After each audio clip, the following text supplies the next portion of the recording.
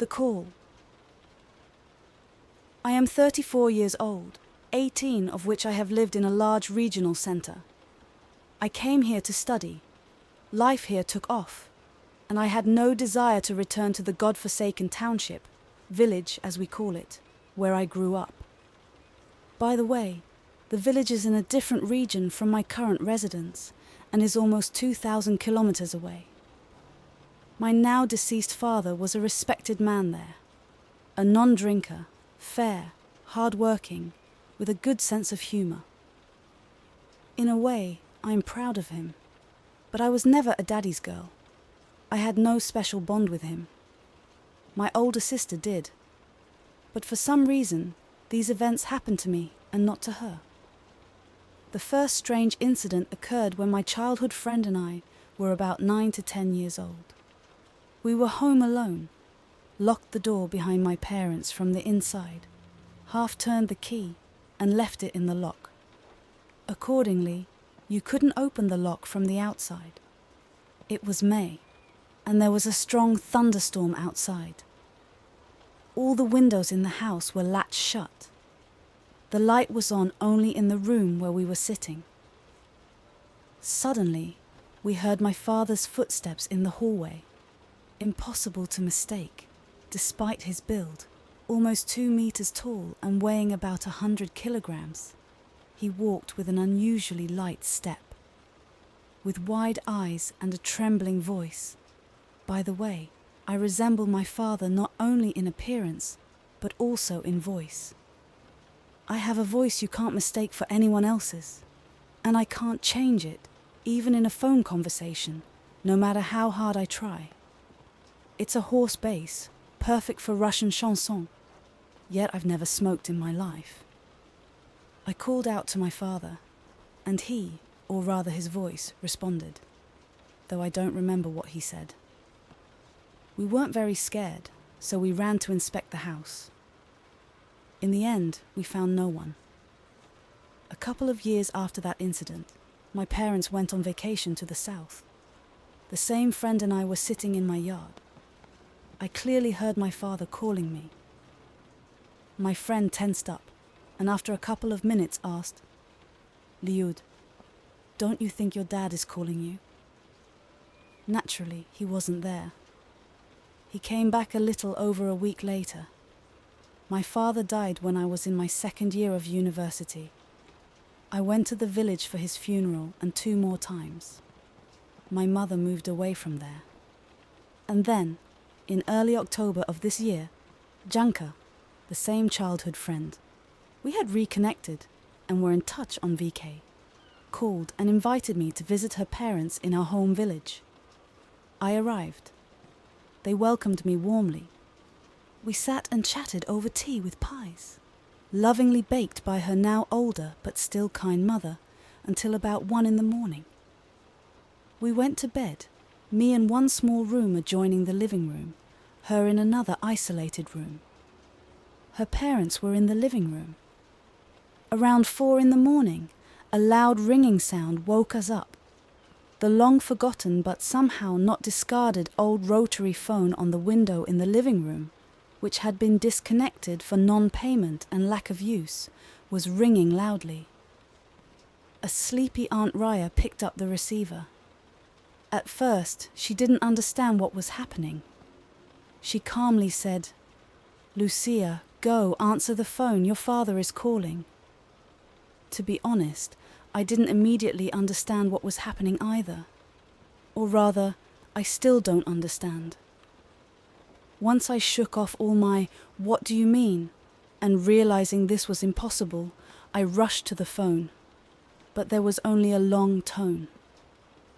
Aunt Reshka got so worried we barely managed to calm her down.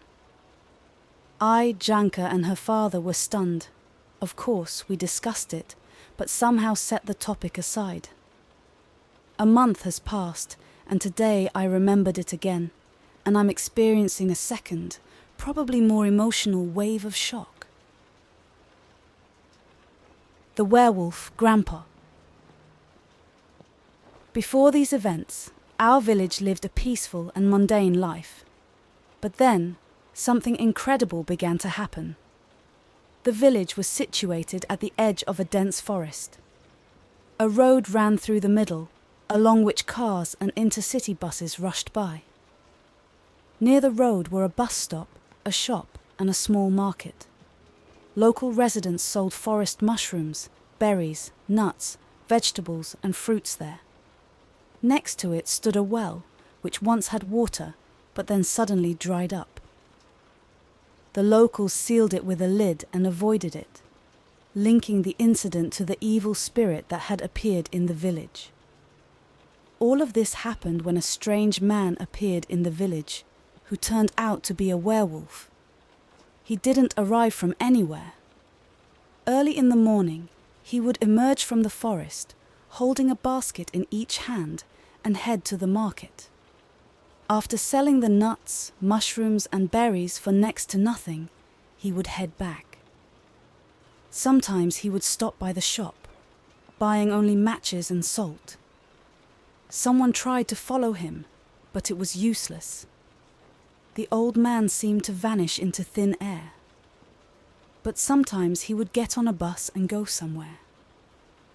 And another thing worried the residents. Wolves had appeared in the forest.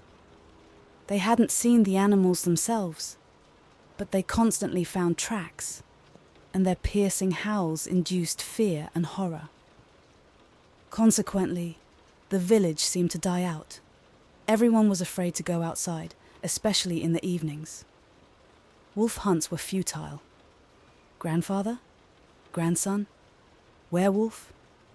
At the market, people had gotten used to the strange old man. Several times, instead of the grandfather, a young man who looked very much like the old man stood in his place. He introduced himself as his grandson. The young man arrived in a battered car and sold forest goods. After quickly selling out, he would leave. On one of these days, the young man was about to leave, but went into the shop. A nearby vendor noticed a pack of cigarettes and a lighter left on the ground. He picked them up, looking for the old man's grandson. In the shop window, he saw the owner of the cigarettes. The vendor rushed into the shop and ran into the old man. Apart from him and the shopkeeper, no one else was there. "Where is your grandson?" he asked. "Grandson? He was just here. Here, take this." The vendor handed over the pack of cigarettes and the lighter. "He forgot them." "Ah, thank you, I'll pass them on." The vendor hurried back.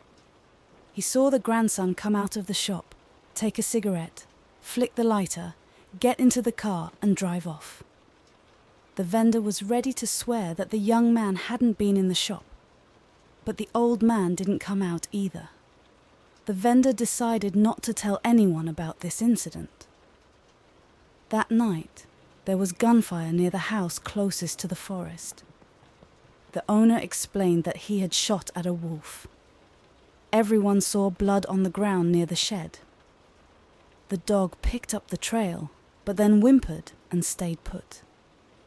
Everyone was dumbfounded and silent. The old man didn't show up at the market for several days. Then he was seen limping heavily on his right leg, heading to the bus stop. Strangely, with the old man's departure, the troubles ended. The wolves, or wolf, disappeared. The fears vanished. Water reappeared in the well. Sometime later, a hut was found in the forest. On the floor of the small room lay a mattress and some rags with dried blood. In the desk were matches and salt. There was nothing else in the hut. A rumor spread through the village that the old man's grandson had been seen driving along the road. But no one saw the old man himself.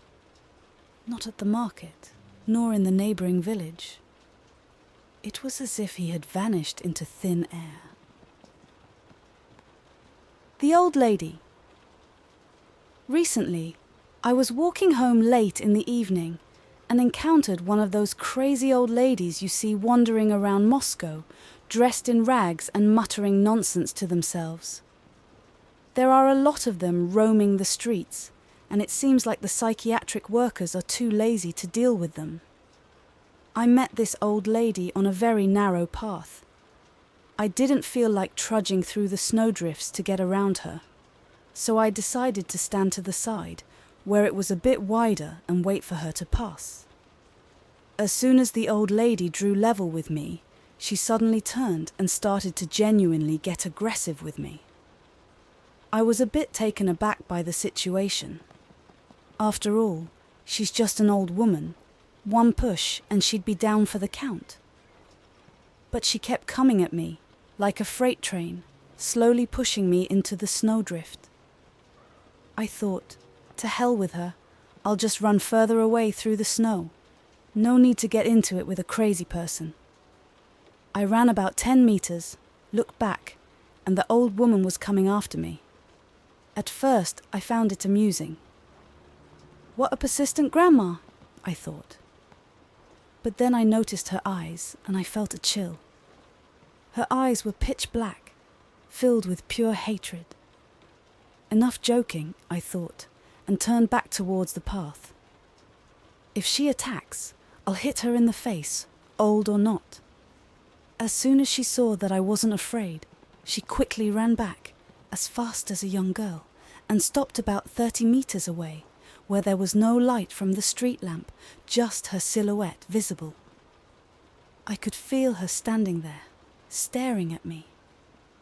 I spat, cursed under my breath, and kept walking towards home. As I walked, I could hear the snow crunching behind me, like someone was trying to match their steps with mine so I wouldn't hear them. I turned around. The same old lady stopped with me, in a stance like a fighting dog ready to attack. That's when my nerves couldn't take it anymore. I ran as fast as I could to my apartment building, about 500 meters away. I'm not an outstanding runner, but damn, that old lady was catching up to me, a healthy 30-year-old man. Those 500 meters were hell. I made it, quickly pulled out the key with trembling hands and darted inside. I stood next to the door, stunned. A grown man, scared like a child. I caught my breath, had a smoke. If I told anyone, they wouldn't believe me or they'd laugh. Once I calmed down, I decided to check if the old lady was still there, and if so, I'd chase her away, since she might attack the kids near the entrance. I went to the door, pressed the button, and just as I started to open it, I felt a sudden tightness in my chest. I didn't know why, but I slammed the door shut and pulled the handle so hard my fingers turned white. From the other side, something let out a wail and started banging on the door and scratching it with something. Then, as if realizing they didn't have the strength to break down the metal door, they started laughing, a nasty, quiet laugh.